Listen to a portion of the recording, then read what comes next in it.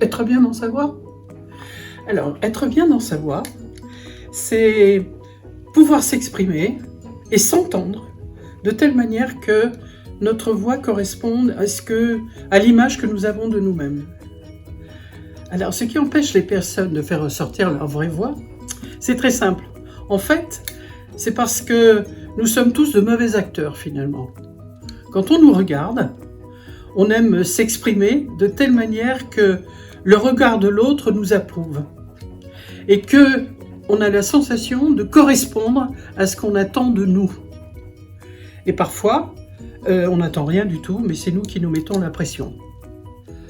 Alors on fait appel à mes services, si je puis dire, pour diverses raisons, qui sont très, très simples finalement. Soit on se rend compte que on nous fait répéter souvent ce que nous disons parce que on n'entend pas, les personnes n'entendent pas.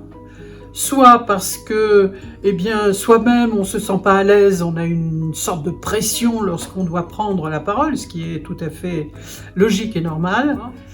Une accompagnatrice qui ne porte absolument aucun jugement, simplement qui aide à se révéler et à être enfin bien dans sa peau. C'est-à-dire que la voix corresponde à ce que l'on pense de soi et ce que l'on pense être surtout.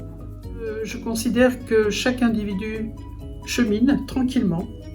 Moi, je suis là pour enlever les grosses pierres qu'il y a sur son chemin, afin qu'il puisse marcher le mieux possible en étant bien dans son corps surtout. Et là, je procède comme si par exemple la personne en face de moi était une éponge. Moi, j'apporte de l'eau, de l'eau, de l'eau, de l'eau.